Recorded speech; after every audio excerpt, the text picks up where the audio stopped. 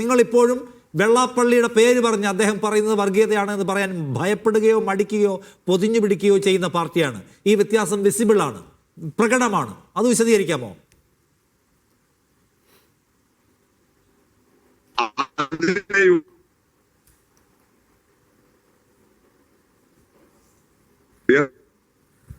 Secretary, NSS, അതുപോലെ മുസ്ലിം സാമുദായിക സംഘടനകൾ, ക്രിസ്ത്യൻ സാമുദായിക സംഘടനകൾ, ഇതൊക്കെ രാഷ്ട്രീയത്തിൽ ഇടപെടുന്നതും അതിന്റെ നേതാക്കളുടെ അഭിപ്രായ പ്രകടനങ്ങളും ആദ്യമായിട്ടുണ്ടാകുന്നതൊന്നും അല്ലല്ലോ.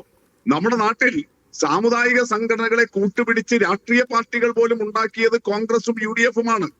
SRP എന്ന് പറഞ്ഞിട്ട് ഒരു പാർട്ടി ഉണ്ടായിരുന്നു, NDP എന്ന് പറഞ്ഞിട്ട് ഒരു പാർട്ടി ഉണ്ടായിരുന്നു. 1980-കളിൽ അത് UDF-ന്റെ ഭാഗമായിരുന്നു, കോൺഗ്രസ് മുന്നണിയിലായിരുന്നു.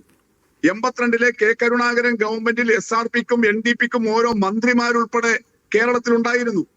ഇതൊക്കെ നമ്മുടെ നാട്ടിൽ നേരത്തെ അനുഭവങ്ങളാണ്. പരമത വിദ്വേഷം പറയുന്ന ഒരാളെ ചേർത്ത് നിർത്തുന്നു എന്നതാണ് കേരളത്തിന്റെ പ്രശ്നം. അല്ലാതെ വെള്ളാപ്പള്ളി നടേശൻ എന്ന SNDP യോഗം ജനറൽ സെക്രട്ടറിയെ ചേർത്ത് നിർത്തുന്നു എന്നത് ആരുടെയും പ്രശ്നമല്ല. വെള്ളാപ്പള്ളി നടേശൻ കഴിഞ്ഞ കുറെ കാലങ്ങളായി പച്ചയായ നുണയും പരമത വിദ്വേഷവും പറഞ്ഞു തുടങ്ങിയിരിക്കുന്നു. അങ്ങനെ ഒരാളെ ചേർത്ത് നിർത്തുന്നു എന്നതാണ് പ്രശ്നം. അല്ലെങ്കിൽ വെള്ളാപ്പള്ളിക്ക് എന്താ പ്രശ്നം? വെള്ളാപ്പള്ളിയും സുകുമാരൻ നായരും സമസ്ത കേരള ജമിയത്തുൽ ഉലമയും ഒക്കെ ഒരേപോലെ പോകാം. പക്ഷെ അതിനിടയിൽ വർഗീയത പറയുന്ന ഒരേ ഒരു സമുദായ സംഘടനാ നേതാവേ കേരളത്തിലുള്ളൂ. അയാളുമായിട്ടുള്ള ബന്ധം വേണ്ട എന്നാണ് ബിനോയ് വിശ്വം പറയുന്നത്. നിങ്ങൾക്കത് പറയാനുള്ള ത്രാണിയായിട്ടില്ല. ഈ വ്യത്യാസം വിശദീകരിക്കാമോ എന്നാണ് ഞാൻ ചോദിക്കുന്നത്. വെള്ളാപ്പള്ളി പറയുന്ന എല്ലാ പ്രസ്താവനകളുടെയും ഉത്തരവാദിത്വമൊന്നും CPIM ഏറ്റെടുത്തിട്ടില്ല. അത് അദ്ദേഹത്തിന്റെ നിലപാടും അദ്ദേഹത്തിന്റെ പ്രസ്താവനകളുമാണ്. എന്നാൽ വെള്ളാപ്പള്ളി തീരെ തൊട്ടുകൂടാത്തവനാണ് എന്ന നിലപാടും CPIM എടുത്തിട്ടില്ല. അല്ല, വെള്ളാപ്പള്ളി വർഗീയത പറയുന്നുണ്ട് എന്ന അഭിപ്രായം CPIM-നുണ്ടോ? ഞാൻ മനസ്സിലാക്കുന്നത് വെള്ളാപ്പള്ളി പരമത വിദ്വേഷം പറയുന്നുണ്ട് എന്ന അഭിപ്രായം CPIM-നുണ്ടോ? അദ്ദേഹം അങ്ങനെ പ്രകടിപ്പിച്ച, ഇപ്പൊ മലപ്പുറം ജില്ലയെ കുറിച്ചൊക്കെ അദ്ദേഹം പ്രകടിപ്പിച്ച അഭിപ്രായത്തോട് CPIM-ന്റെ സംസ്ഥാന സെക്രട്ടറിയുടെ പ്രസ്താവന കൂടി വന്നത് താങ്കളുടെ ഓർമ്മയിൽ ഉണ്ടാകുമല്ലോ. എന്താണ് അഭിപ്രായത്തോടും വിശകലനത്തോടും ഞങ്ങൾക്ക് യോജിപ്പില്ല എന്ന് തന്നെയാണ് CPIM പറഞ്ഞിട്ടുള്ളത്. അല്ല, അതങ്ങനെ വെറുതെ യോജിപ്പില്ല എന്ന് പറഞ്ഞ് വിടാൻ കഴിയുന്ന കാര്യമാണോ? അതോ മനുഷ്യർക്കിടയിൽ വലിയ തോതിൽ ഡിവൈഡ് ഉണ്ടാക്കുന്ന ആസൂത്രിത പ്രവൃത്തിയാണ് അദ്ദേഹം ആവർത്തിച്ച് നടത്തിക്കൊണ്ടിരിക്കുന്നത്? ആ പറഞ്ഞത് വർഗീയതയാണ്, പരമത വിദ്വേഷമാണ് എന്ന് നിങ്ങൾ കാണുന്നുണ്ടോ? വർഗീയത എന്ന് പറയുന്ന പ്രശ്നത്തെ വളരെ സീരിയസ് ആയി സമീപിക്കുന്ന ഒരു പാർട്ടിയാണ് CPIM. അതിൻ്റെ കാലാകാലങ്ങളിലുള്ള പാർട്ടി കോൺഗ്രസ് വർഗീയതയെ കൈകാര്യം ചെയ്യുന്നതിനെ കുറിച്ച് വലിയ ആഴത്തിലുള്ള ചർച്ചയും രേഖയും ഉണ്ടാക്കുന്ന പാർട്ടിയാണ്.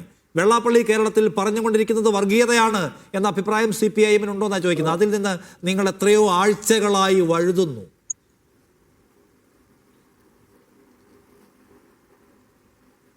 Hello, yes.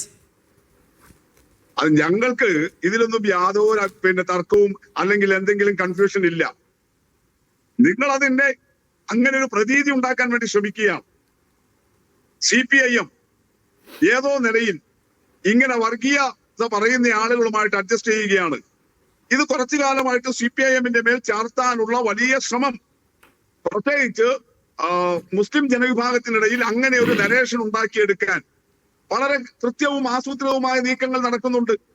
അപ്പൊ അതിന്റെ ഭാഗമായിട്ടുള്ള ചോദ്യവും വിശകലനവും അല്ലാതെ അല്ല, ഞാൻ ചോദ്യം വളരെ ഡയറക്റ്റ് ആണ്, വ്യക്തവുമാണ്. ഒരാൾ എല്ലാവർക്കും അറിയാവുന്ന ഒരു സത്യം, ആ സത്യം മറച്ചു വെച്ച് വളരെ പച്ചയായ വ്യാജം പറയുകയാണ്. ആ വ്യാജത്തിന്റെ ഉൽപ്പന്നം എന്ന് പറയുന്നത്, അതിന്റെ ബൈ പ്രോഡക്റ്റ് എന്ന് പറയുന്നത് വർഗീയതയാണ്, ഡിവിഷനാണ്. അതാണ് വെള്ളാപ്പള്ളി ചെയ്തുകൊണ്ടിരിക്കുന്ന കാര്യം, നമുക്ക് എല്ലാവർക്കും അറിയാമല്ലോ.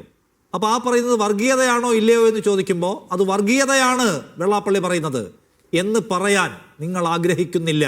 അതാണ് പ്രശ്നം. ബാക്കി കേരളത്തിൽ സാമാന്യ രാഷ്ട്രീയ ബോധ്യമുള്ള എല്ലാവരും ഈ പറയുന്നത് പരമത വിദ്വേഷമാണ് എന്ന് പറയുമ്പോൾ വെള്ളാപ്പള്ളി വർഗീയതയും പറയുന്ന ഒരാളാണ് എന്ന് നിങ്ങൾ ഒരു കാലത്തും പറയുന്നില്ല.